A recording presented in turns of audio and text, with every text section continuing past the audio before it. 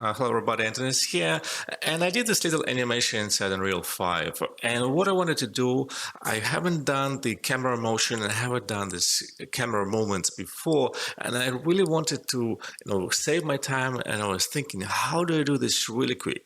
And I thought, well, I can just pick a scene in a movie that I like, and then just copy, best motion from the best cameraman. I can copy the timing and everything. So this video is about that, how to get that concept right, copying it across from any clip you want, Star Wars or any other movie or any other clip. And along the way, I will share the videos that can help you to expand the knowledge, and all those videos will be in the description.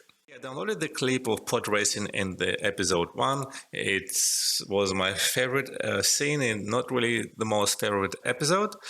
However, it's a great racing scene, and what I'm doing here, and by the way, I'm inside a software called Filmora. It is a paid software, but you can do it in any other software. You can do it in DaVinci Resolve, which is free. What I really want to do is I just want to cut this line, and I want just to see how many frames we get per sequence. So here I'm just dragging this slide, I'm dragging, and I'm just checking when it's going to be cut. Okay, it's about here.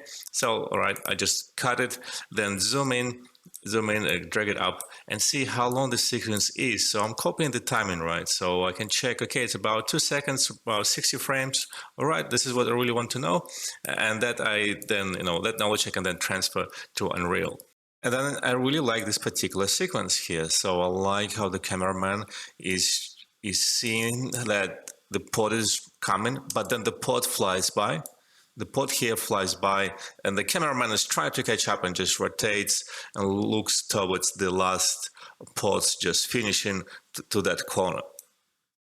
And the way I copy it in my shot is that I'm waiting for these hoverbikes to come in, and then I start to rotate the camera. We are no longer seeing the hoverbike because we are acting like this desperate cameraman who is trying to get the action right, and then these hoverbikes are passing by into the distance. So we got a piece of action that was high speed and everything, and we got that natural hold of the camera.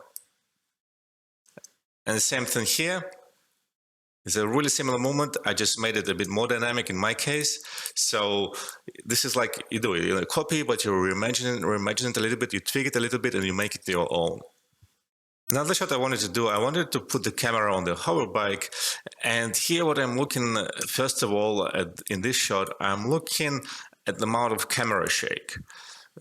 Because I want to introduce camera shake, I don't want it to be too much, too little. So I'll just copy it from the best cameraman, in the Hollywood and translate it into Unreal. So my camera is attached to the bike, so it's pretty much parented to it. And when the bike is flying, it just flies as an object attached to it. You can see here I have the camera shake attribute activated. And if you don't know how to do the camera shake, there is a great video by William Fosher. You can click at the top or check it in the description. If I go and I just click and delete this camera shake, that magic of being in a shaky aircraft with some stabilization going really disappears. It becomes really quite static. It becomes really quite unnatural in CG. And the third shot wasn't anything that was that I saw in Star Wars in particular, but something I could think and apply, using that knowledge of analyzing the shots or camera movement inside the movie. So I have a static camera which is getting affected by the hoverbikes passing through, like getting hit by the wind, and then they flew by. And to achieve that look, I really just did like Z translation. I just keyed it so the camera would drop a little bit up and down. So keyed a couple of movements by hand, no camera shake included. It was just a handmade camera shake. And there we go. I got the shot that came from studying the movie movements, the camera movements. Another thing I was trying to grasp was the camera lens, how wide they are depending on the shot. And mostly these lenses are pretty wide. And if you don't know too much about what kind of focal length you want to use, I would really recommend a video at the top that they will talk about particular directors using particular lenses.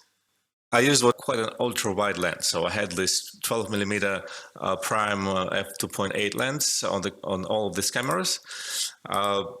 It gives you a more of an action look, what you would see if people film with GoPros. The GoPros, they even they go full on fisheye, really. So this really concludes the explanation of the concept of how you can copy the action from one movie to your particular scene. There are a lot of external links I will give away and external videos you can watch to expand your knowledge on this subject. Subjects of Unreal technicalities, particular videos about that, how to set up the cameras and everything, and also the general concept of what type of lenses and what type of shots I use in cinematography.